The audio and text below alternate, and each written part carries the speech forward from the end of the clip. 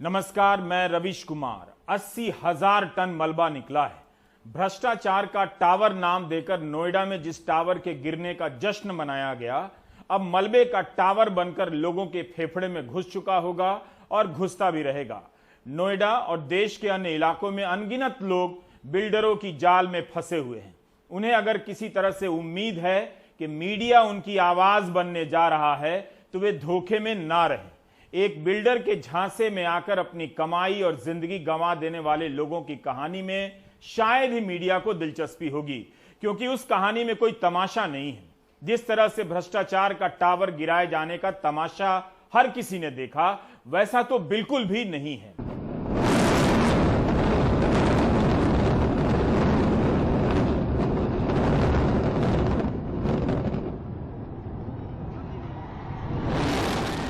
यह इमारत भ्रष्टाचार का प्रतीक तो है ही। सवाल है कि इसके लिए सजा इमारत को मिल रही है या इसमें शामिल अधिकारियों को। सुप्रीम कोर्ट के कहने पर यूपी सरकार ने एसआईटी का गठन किया।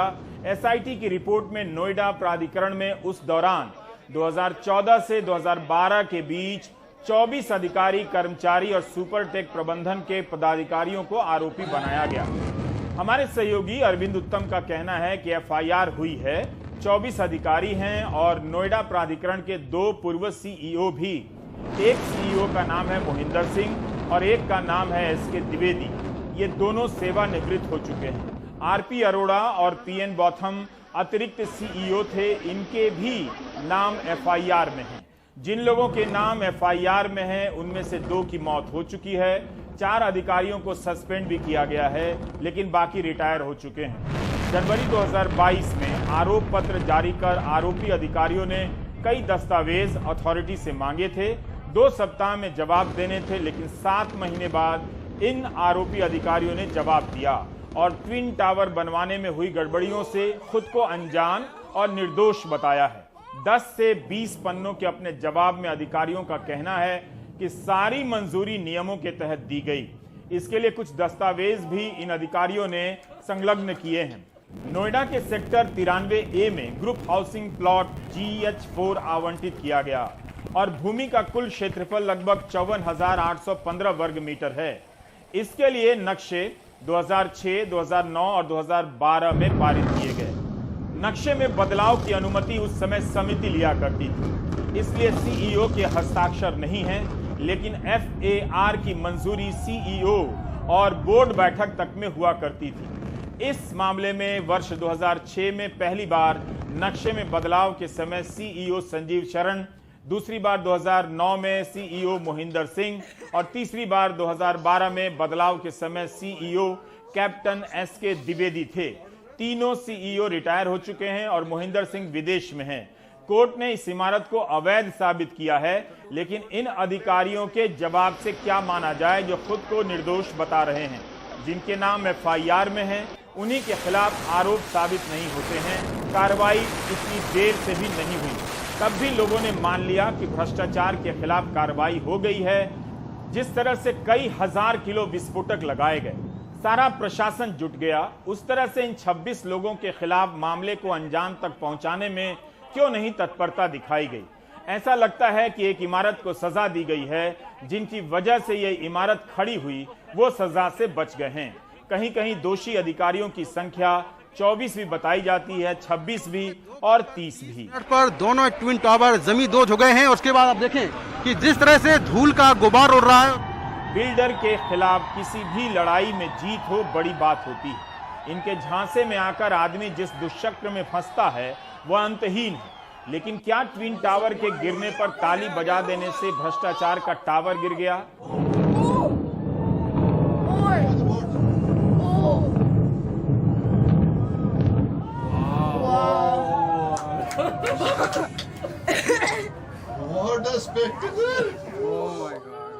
जो मीडिया कथित रूप से बजट की कमी के कारण उसी यूपी में आई बाढ़ और सूखे को कवर करने नहीं जाता है, किराए पर खुली ऑडी कार लेकर कवरेज करने लगा, या वो मिडिल क्लास है जिसे बिजली का मीटर लगाने से लेकर तरह तरह के कनेक्शन लेने पर रिश्वत देने की सच्चाई मालूम है, लेकिन फिलहाल इसने मान लिया कि भ्रष्टाचार खत्म हुआ, उसकी बड़ी जीत हुई है।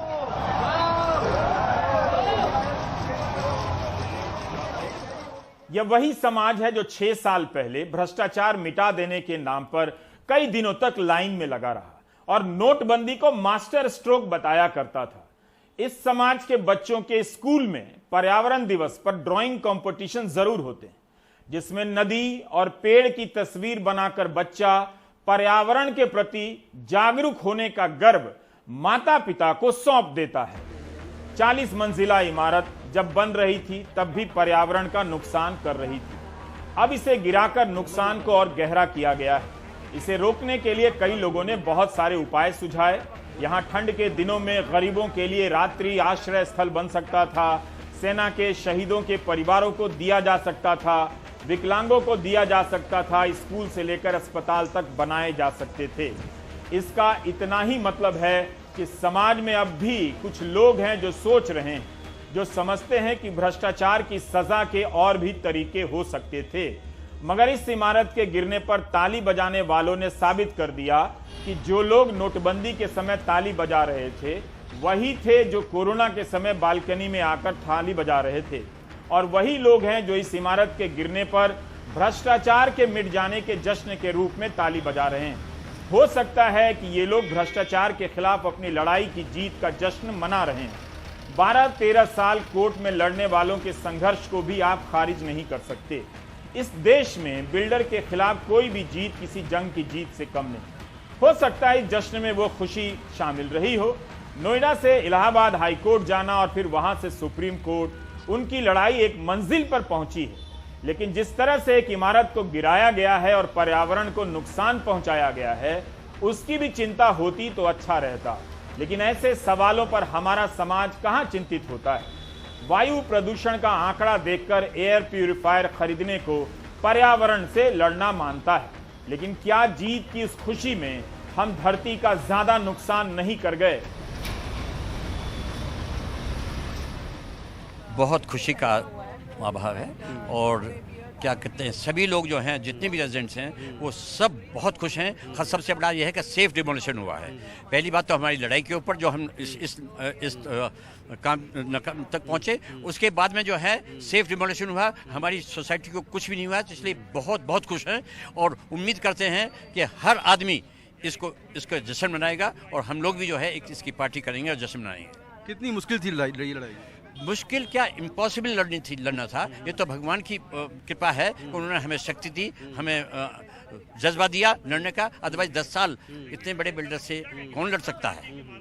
ट्विन टावर ध्वस्त होने के बाद अभी क्या हाल है सोसाइटी का? कोई डैमेज हुआ है या नहीं हुआ है? नहीं, ऑलरेडी बता दिया है, कुछ भी डैमेज नहीं है, 0% है। 4-5 ग्लासेस टूटे हैं, वो और 5-10 ग्लासेस का रिपोर्ट आएगा, वो रिप्लेस कर देंगे। एडिफिस उनको रिप्लेस करा रहा है, कोई प्रॉब्लम नहीं है, सब अरेंजमेंट कर दिए गए हैं। नोटबंदी के समय को याद रखिएगा, लोगों ने यकीन किया कि भ्रष्टाचार दूर होने वाला है, इसलिए लाइनों में लगे रहे। उसी तरह ट्विन टावर के ध्वस्त होने से जश्न मना रहे हैं कि भ्रष्टाचार का टावर ध्वस्त हो गया। यह जो मलबा नोएडा से हटेगा कहां जाएगा? 80,000 टन मलबा हटाने के लिए कितने हजार ट्रक चलेंगे? क्या वो इलेक्ट्रिक वाहन होंगे? 3 महीने में यहां से मलबा हटने की बात कही जा रही है। हटने के दौरान भी प्रदूषण फैलेगा।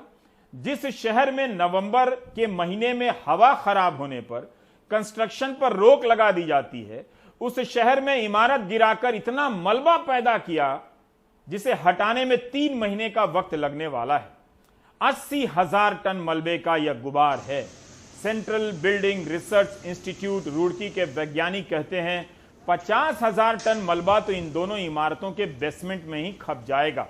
कंक्रीट का मलबा कहीं भी पड़ा रहे, उसका क्या असर होगा? उसके कण किस तरह उड़ते रहेंगे, फेफड़े में घुसते रहेंगे या अभी ही घुस चुके होंगे? ये सब वो सवाल हैं जिस पर चिंता की जा सकती है। लेकिन 30,000 टन मलबे को हटाने में 3 महीने तक 3,000 ट्रक चलाए जाएंगे। धूल के कण कहीं भी गायब नहीं होते, कार्बन वातावरण में ही रहता है, वो कहीं मिटता नहीं है, इसलिए कार्बन के उत्सर्जन को खतरनाक माना जाता है। ट्विन टावर को गिराने में 18 करोड़ रुपए खर्च हो गए और मलबा हटाने में भी 20 करोड़ का खर्चा बताया जा रहा है। ये जो वेस्ट है, ये टोटल सीएनडी वेस्ट जो है वो 80,000 टन का सीएनडी वेस्ट होगा। तो हम लोग ये आकलन किए कि जो साइट है उसमें 2 बेसमेंट था, करीब करीब 50,000 टन जो है वहीं पे अकोमोडेट हो जाएंगे। तो हमारे पास जो extra waste CND waste available था, जिसको हम सही तरीके से इसका डिस्पोजल रीयूज ये करना था, वो था 30,000 टन।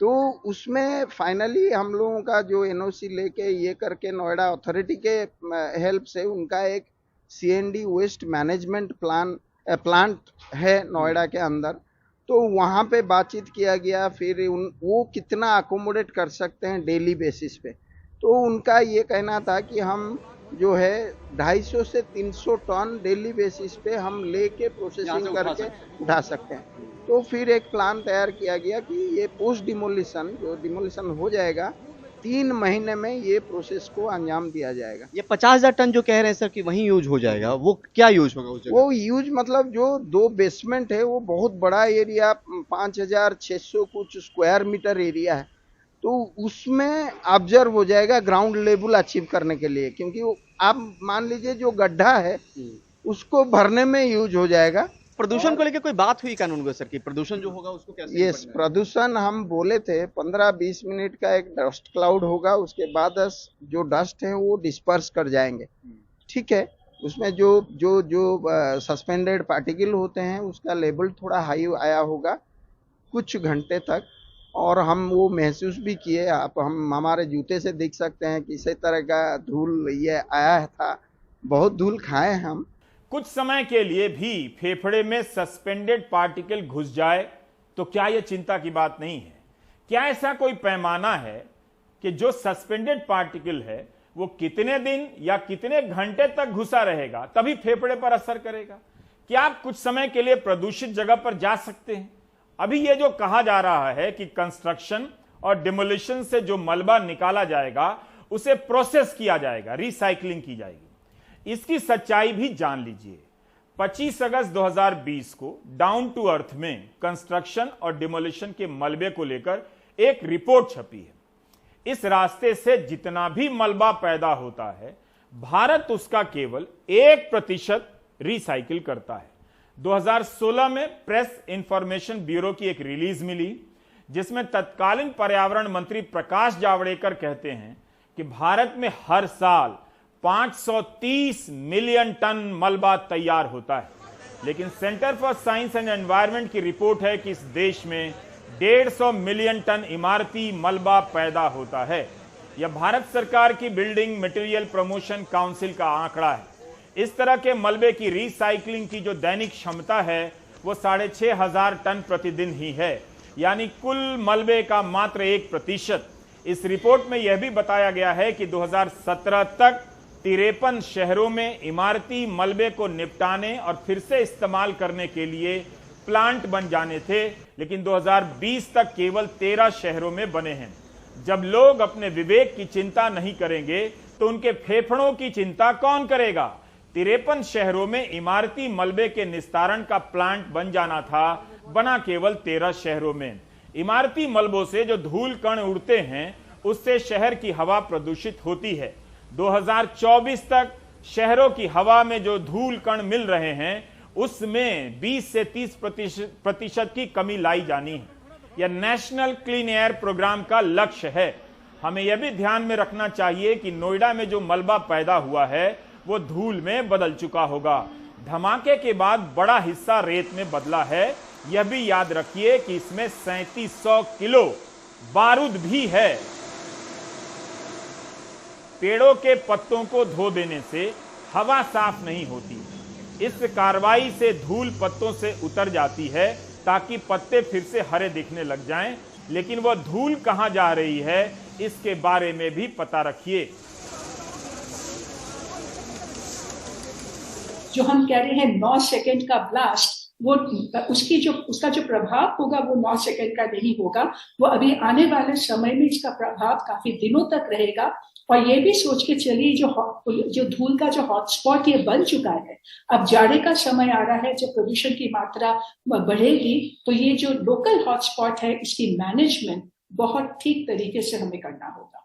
और इसके कारण जिसे हम एक्सपोजर कहते हैं जी, हमारे सांसों के साथ ये धूल घुल कर कितना तक हमारे नसों फेफड़े तक जा रहे हैं, इसका तो जरूर असर होगा। अब पर ये अभी अगर बड़े बड़े धूल के कण हैं तो वो अपर रेस्पिरेटरी ट्रैक्ट तक पहुंचेगा और उससे जो हमें कफ और रेस्पिरेटरी कंडीशंस हैं वो बिगड़ सकता है। और पर अगर बहुत इसके साथ जिसको हम फाइन डस्ट कहते हैं वो और भी अगर अंदर तक पहुंचता है तो उससे और भी बिगड़ सकता है। नोएडा में जो मलबा पैदा हुआ है वो अब फेफड़े में भ्रष्टाचार पैदा करेगा। जिस देश में इमारती मलबा से पैदा होने वाले प्रदूषण को रोकने की इतनी खराब व्यवस्था है, जिसे जहां खाली जगह मिलती है वहां फेंक आता है, उस देश में बताया जा रहा है कि इतनी ऊंची इमारत पहली बार गिराई गई है। तो चलिए टेलीविजन से कवरेज देखते हैं और तालियां बजाते हैं, कोई रिकॉर्ड सा बन गया है। मगर दुनिया भर के देशों में ऐसी इमारतें गिराई जाती रहती हैं। इमारतों के गिराए जाने की टेक्नोलॉजी हर देश में, ज्यादातर बड़े देशों में पूरी तरह से स्थापित हो चुकी है। दुनिया भर में इमारतें ढहाई जाती रही हैं। 2015 में चीन में 118 मंजिला इमारत ढहा दी गई। 2 टन विस्फोटक का इस्तेमाल हुआ। इस बिल्डिंग का इस्तेमाल ही नहीं हुआ तो गिरा दी गई। उसी तरह 2021 में 15 बहुमंजिला इमारतों को एक साथ गिरा दिया गया, जो 8 साल में पूरी नहीं हो सकी थी। यूनान प्रांत की राजधानी कुमिंग में जब इमारतें गिराई गईं तो धूल का गुब्बार उठ गया। 45 सेकंड के भीतर ये सारी इमारतें मिट्टी में मिला दी गईं।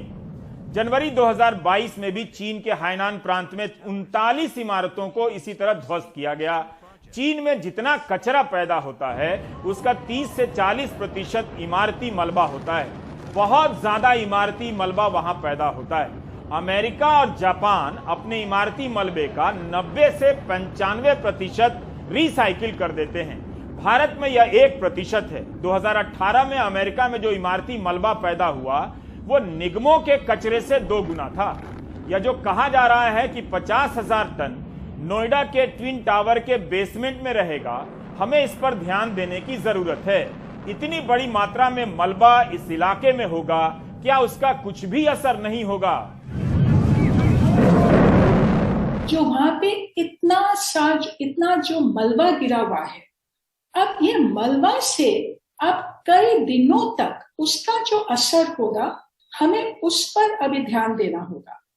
अब देखिए वहां पे जो कहा जा रहा है कि 80,000 टन तक मलबा वहां पे गिरा हुआ है और जो प्लानिंग के जरिए वो ये सोच रहे हैं कि 30,000 टन वो प्रोसेसिंग प्लांट में लेके जाएंगे और 50,000 टन वहीं पे रखेंगे, क्योंकि जो इमारतें थी उनकी जो बेसमेंट एरिया था उसकी इनफिलिंग होगी। अब इससे क्या हो सकता है और किस पे हमें ध्यान देना होगा? जब ये 30,000 टन को ट्रांसपोर्ट किया जाएगा तो उससे जो धूल उड़ेगी और विशेष करके जब लोडिंग और अनलोडिंग होगा तो हमें तब ध्यान देना होगा कि सेंट्रल पोल्यूशन कंट्रोल बोर्ड ने जिस तरीके के गाइडलाइंस बनाए हैं डस्ट को कंट्रोल करने के लिए वो बहुत सख्ती से अपनाया जाए। क्योंकि आप देखिए इधर तो इतना मलबा गिरा होगा, पर ये 30,000 टन आप और कहीं लेके जाएंगे, वहां भी वो उसको स्टोर करके रखना होगा।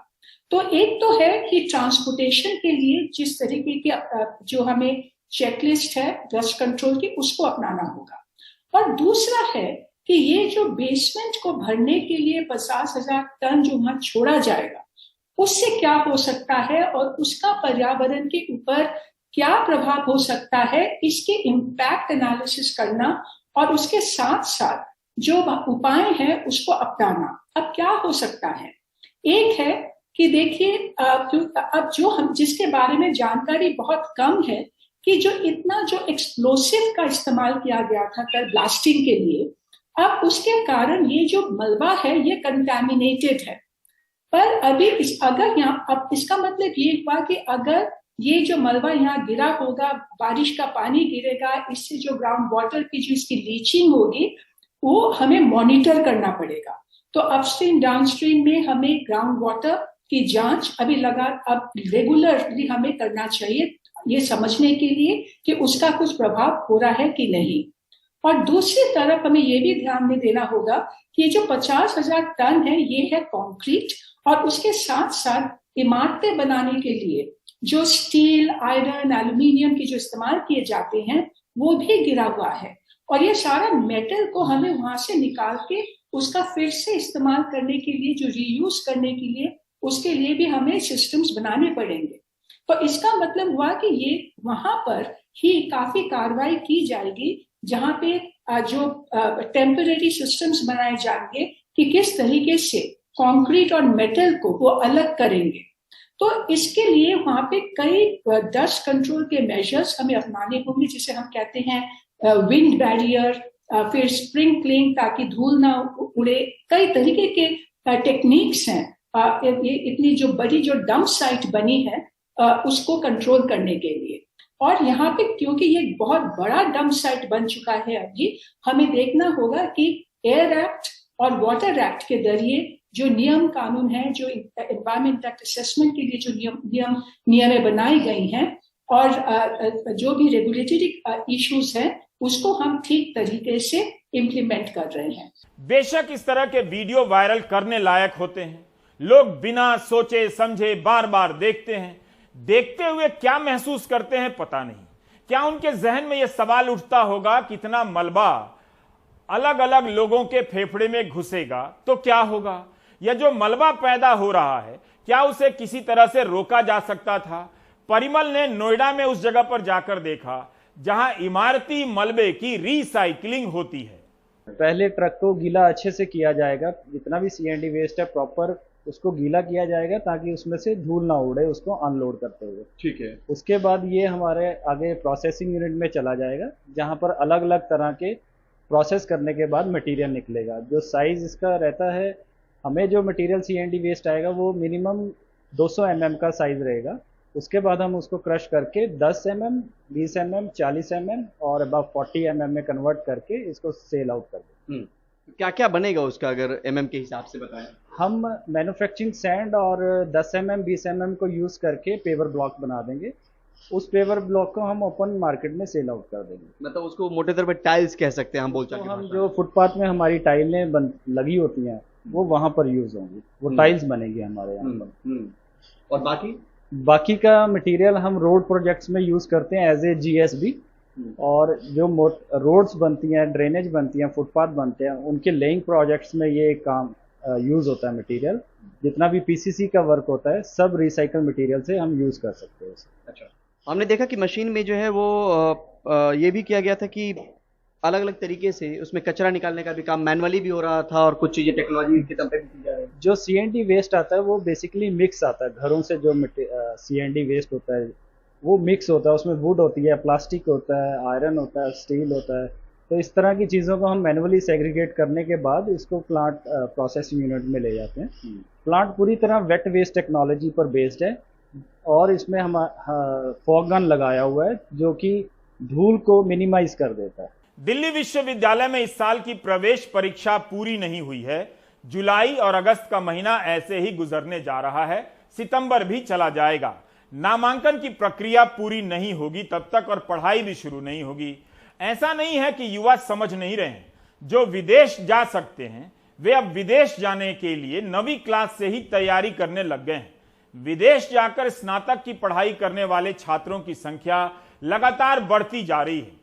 ये वो छात्र हैं जो विदेश जाने के चक्कर में विदेश नहीं जा रहे, बल्कि वाकई समझ गए हैं कि यहां पढ़ाई का स्तर रसातल में जा रहा है। यहां अब आपको क्या क्या पढ़ना पड़ेगा उसका अंदाजा नहीं। अंडमान निकोबार का सेलुलर जेल है, यहां से परिंदा भी बाहर नहीं जा सकता। जिसे यहां कैद मिली उसने जीवन का दूसरा सूरज नहीं देखा। बहुत से स्वतंत्रता सेनानी लौटे ही नहीं, कुछ लोग लौटे मगर माफी मांगने के बाद। कर्नाटक की 8वीं कक्षा के कन्नड़ भाषा पाठ्य पुस्तक में सावरकर पर एक अध्याय है। इसके एक पैराग्राफ में लिखा गया है कि जिस कमरे में सावरकर को रखा गया था उसमें एक भी छेद नहीं था, पर एक बुलबुल उनके इस कमरे में आती थी और सावरकर उसके पंखों पर बैठकर जेल से बाहर निकलते थे ताकि वो अपनी मातृभूमि को देख सकें। यह भी कितना गलत है कि सावरकर को जिस कमरे में रखा गया उसमें एक भी छेद नहीं।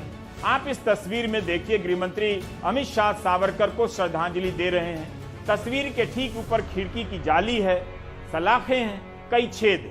सेल्यूलर जेल की यातना का मजाक नहीं उड़ाया जा सकता। वाकई इस जेल में आजादी के नायकों ने यातनाएं सही, मगर अब जब यह पढ़ाया जाएगा कि कमरे में एक भी छेद नहीं था और सावरकर बुलबुल की पंख पर बैठकर भारत घूम आया करते थे, तब यही सब होगा। लगता है लेखक साहब पुष्पक विमान भूल गए।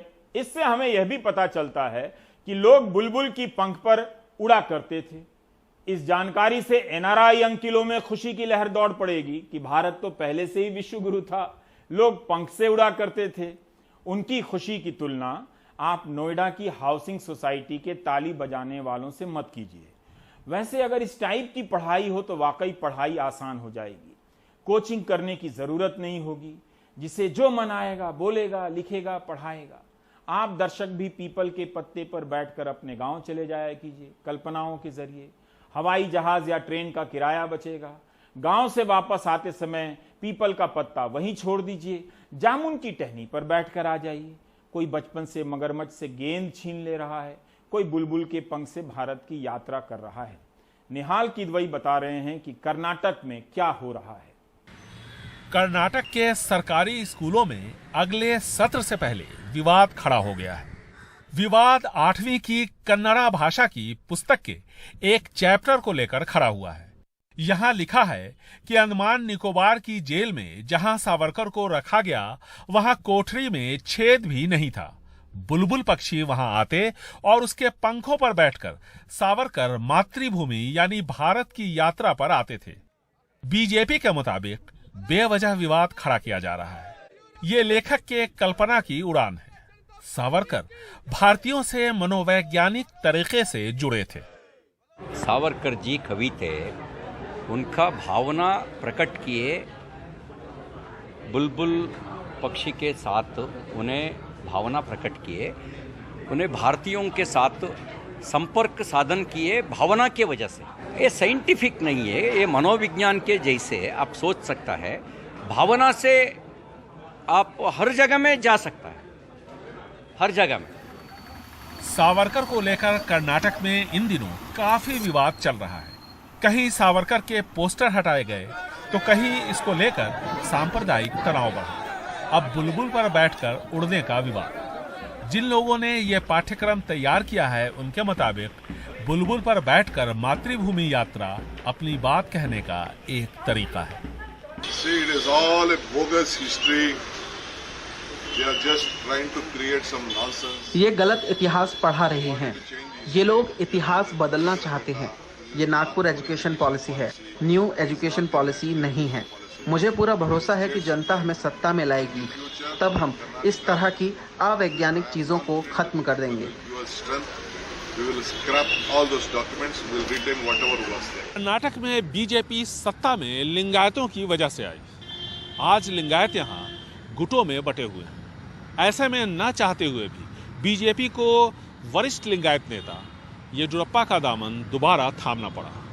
महंगाई और बेरोजगारी अपनी जगह है। ऐसे में बीजेपी यहाँ उन तमाम मुद्दों को आजमा रही है जिसमें सावरकर भी शामिल हैं, जिसके जरिए विधानसभा चुनावों में उनकी नैया पार लग सके।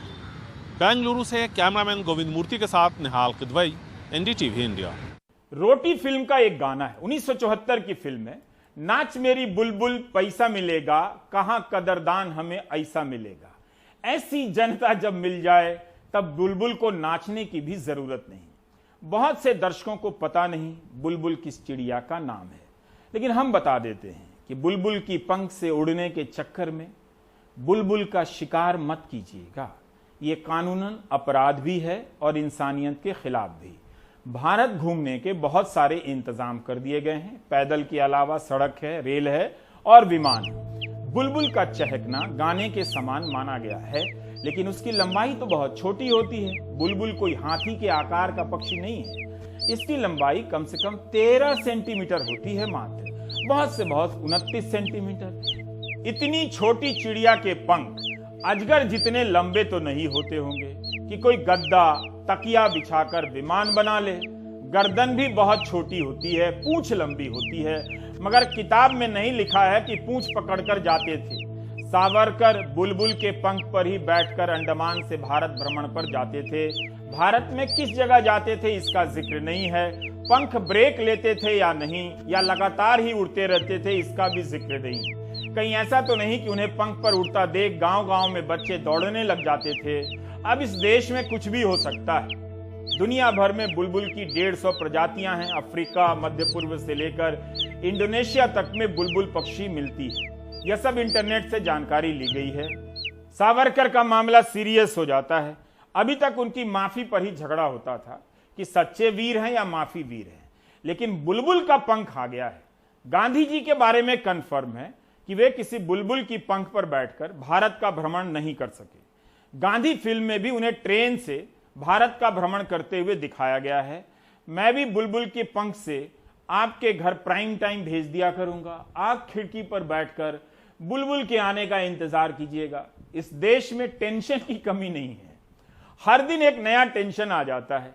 मुंबई से एक ऐसा ही टेंशन आया है जिसके बारे में तो किसी ने सोचा ही नहीं था। अभी तक दशहरा के दिन शिवाजी मैदान में शिवसेना प्रमुख बाला साहब ठाकरे और उनके बाद उद्धव ठाकरे भाषण दिया करते थे। सुनील सिंह बता रहे हैं कि एकनाथ शिंदे की भी नजर दशहरा मैदान पर पड़ गई है। इस बार दशहरा रैली के लिए शिवसेना को शिवाजी पार्क मिलना मुश्किल नजर आ रहा है। दादर में शिवाजी पार्क और शिवाजी पार्क में शिवसेना की दशहरा रैली का पार्टी में एक अहम स्थान है। शिवसेना 56 साल से शिवाजी पार्क पर दशहरा रैली करती आ रही है, लेकिन इस बार राज्य सरकार और बीएमसी में सत्ता नहीं होने की वजह से मामला गड़बड़ लग रहा है। खबर है कि शिवसेना का एकनाथ शिंदे गुट खुद शिवाजी पार्क पर दशहरा रैली कर शिवसेना को एक और बड़ा झटका देने की कोशिश में है। आज तक तो ऐसी कोई बात नहीं हुई है, लेकिन बाबा साहब के विचारों पे चलना है। जो परंपराएं उन्होंने चालू की थी, उन परंपराओं को कायम रखना है। ये भी शिवसेना होने की वजह से उनकी जिम्मेदारी है और वो उस जिम्मेदारी से परे नहीं हटेंगे। 2 साल दशहरा नहीं हो पाया कोरोना की वजह से, दशहरा रैली नहीं हो पाई यहाँ पर कोरोना की वजह से।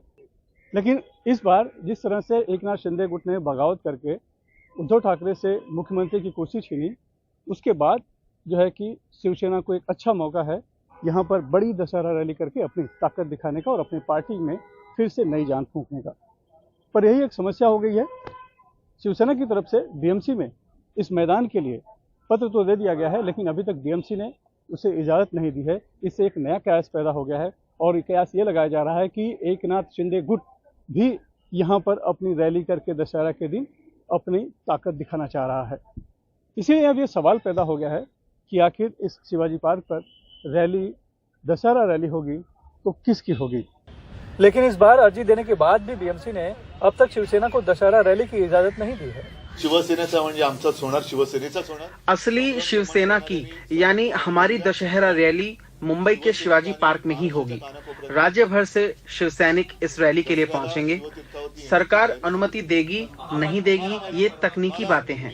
हम नहीं जानते कोई रैली कर रहा है या नहीं कर रहा, हमें कोई फर्क नहीं पड़ता। दसऱ्याला होणार, शिवतीर्थावरतीच होणार। खुद मुख्यमंत्री एकनाथ शिंदे हालांकि अभी चुप्पी साधे हुए हैं, लेकिन उनके नेताओं की तरफ से गोलमोल जवाब से शिवाजी पार्क, शिवसेना, उद्धव ठाकरे और एकनाथ शिंदे गुट के बीच राजनीतिक जोर आजमाइश का नया अखाड़ा बनता दिख रहा है। शिवाजी पार्क पे दशहरा रैली पर कब्जा करके अगर वो ये साबित कर देते हैं कि सबसे ज्यादा शिवसैनिक हमारी रैली में थे, तो आगे चल के जो हमारा जो दल बदल कानून है उसमें सबसे बड़ी यही बात कही गई है कि पार्टी का जब विघटन हो जाता है तो वो मूल रूप से होना चाहिए।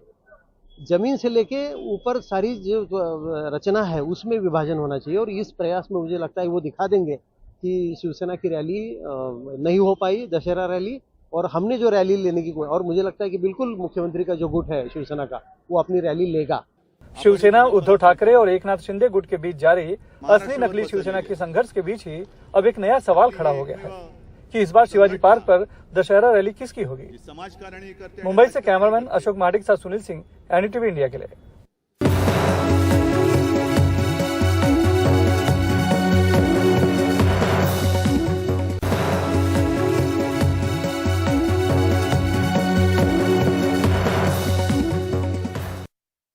दिल्ली में कथित रूप से शराब घोटाले का विमर्श पीछे चला गया है, उसकी जगह दूसरे मुद्दों ने ले ली है। आम आदमी पार्टी के विधायक आज पूरी रात विधानसभा में गुजारेंगे। उनकी मांग है कि उपराज्यपाल विनय कुमार सक्सेना की सीबीआई से जांच करवाएं। आम आदमी पार्टी के विधायक दुर्गेश पाठक ने दिल्ली के उपराज्यपाल विनय कुमार सक्सेना पर आरोप लगाया कि जब वो खादी ग्रामोद्योग आयोग के चेयरमैन थे तो उस दौरान नोटबंदी के समय कथित रूप से 500 से लेकर 1000 के नोट बड़ी संख्या में बदली किए गए, ब्लैक को व्हाइट किया गया। बीजेपी कहती है कि आम आदमी पार्टी सरकार ने एक्साइज के साथ साथ क्लासरूम घोटाला किया है। उपराज्यपाल ने मुख्यमंत्री की 47 फाइलें इसलिए लौटा दी क्योंकि मुख्यमंत्री के हस्ताक्षर नहीं थे। इन सबसे ध्यान हटाने के लिए आम आदमी पार्टी ऐसे बेमतलब के आरोप लगा रही है। एलजी साहब इस्तीफा दो, इस्तीफा दो, इस्तीफा दो। एलजी साहब इस्तीफा दो, इस्तीफा दो, इस्तीफा दो। दिल्ली विधानसभा में सदन के अंदर आम आदमी पार्टी विधायकों का धरना। आम आदमी पार्टी विधायकों ने सोमवार की रात विधानसभा में ही रुकने का फैसला किया है। मांग है कि दिल्ली के उपराज्यपाल विनय कुमार सक्सेना की सीबीआई जांच हो और वो इस्तीफा दें। आम आदमी पार्टी ने उपराज्यपाल विनय सक्सेना पर आरोप लगाया है कि जब वो खादी ग्राम उद्योग आयोग के अध्यक्ष थे तब नोटबंदी के दौरान उनके नीचे 500,000 के नोट बड़े पैमाने पर बदले गए और काले धन को व्हाइट किया गया। खादी ग्रामोद्योग के अंदर काम करने वाले 2 कैशियर जो हेड कैशियर के रूप में काम करते थे, उन्होंने बाकायदा स्टेटमेंट दिया है। उन्होंने कहा कि उनको बुलाया जाता था ऑफिस में और कहा जाता था कि ये चेयरमैन साहब का पैसा है। चेयरमैन साहब मतलब विनय कुमार सक्सेना जी का पैसा है। आम आदमी पार्टी ने खादी ग्राम उद्योग के 2 कैशियरों संजीव कुमार और प्रदीप यादव के बयान के आधार पर ये आरोप लगाया है। इन दोनों ने सीबीआई समेत सभी जांच एजेंसियों को दिए अपने लिखित बयान में दावा किया है कि उन पर ये काम कराने के लिए दबाव बनाया गया। उन्हें अफसरों ने कहा कि ये सब चेयरमैन साहब का है, इसलिए चिंता की कोई बात नहीं है। नोटबंदी के समय नवंबर 2016 में विनय कुमार सक्सेना खादी ग्राम उद्योग आयोग के अध्यक्ष थे। खबर लिखे जाने तक उपराज्यपाल का पक्ष सामने नहीं आया है, लेकिन बीजेपी कह रही है कि आम आदमी पार्टी पर एक्साइज और क्लासरूम घोटाले के आरोप लगे हैं, जिनसे ध्यान भटकाने के लिए वो ऐसे आरोप लगा रहे हैं। दिल्ली की सरकार इसलिए बौखला गई है क्योंकि उनके एक के बाद एक भ्रष्टाचार सामने आ रहे हैं और उपराज्यपाल महोदय ने उन पर कॉग्निजेंस लिया है। उपराज्यपाल जी ने ये पूछा है कि आपने 2.5 साल से ये रिपोर्ट क्यों दबा रखी थी और इस पर कोई कार्रवाई क्यों नहीं की। स्कूलों के कमरे बनाने में जो भ्रष्टाचार हुआ है। उपराज्यपाल जी ने पूछा है कि शराब नीति में जो घपला किया उसको सीबीआई को मामले को दिया और आपने अपनी शराब नीति वापस ले ली, तो आपका सारा भ्रष्टाचार जो आप कर रहे थे उस पर कहीं ना कहीं लगाम लग गई। अगर उपराज्यपाल जी ने कहा कि आपकी 47 फाइलें जो हैं ये बिना साइन के आ गई हैं और इन पर हस्ताक्षर करिए, क्योंकि अगर सरकार का मुखिया हस्ताक्षर नहीं करेगा तो गवर्नर के पास संवैधानिक संकट उत्पन्न होता है। तो इन सब चीज़ों से बौखला के और वो सच्चाई को झुटलाने के लिए इस तरह की मनगढ़ंत बातें कर रहे हैं। वेल में आने की जरूरत नहीं पड़ जाती है, वेल में आने की कोई जरूरत नहीं पड़ जाती है। सोमवार को दिल्ली विधानसभा सदन की शुरुआत अरविंद केजरीवाल के विश्वास मत प्रस्ताव रखने से हुई, लेकिन जैसे ही आम आदमी पार्टी विधायकों ने उपराज्यपाल पर आरोप लगाए तो उसके बाद विधानसभा में कोई चर्चा नहीं हो पाई और लगातार हंगामे के बाद विधानसभा मंगलवार तक के लिए स्थगित करनी पड़ी। अभी तक बीजेपी बोल रही थी कि जांच से घबराना कैसा, अगर कुछ गलत नहीं किया है तो पाक साफ निकल ही आएंगे। अब आम आदमी पार्टी भी वही बोल रही है कि जांच से घबराना कैसा, अगर कुछ नहीं किया है तो पाक साफ निकल ही आएंगे। बीजेपी और आम आदमी पार्टी की लाइनें अब मिलती दिखाई दे रही हैं, लेकिन तलवारें दोनों में खिंची हुई हैं। कुल मिलाकर दिल्ली के अंदर एक बड़ी राजनीतिक लड़ाई जारी है। दिल्ली से अपने कैमरा सहयोगी मोहम्मद मुरसलिन और राकेश सिंह के साथ मैं शरद शर्मा, एनडीटीवी इंडिया। आप देख रहे थे प्राइम टाइम। नमस्कार।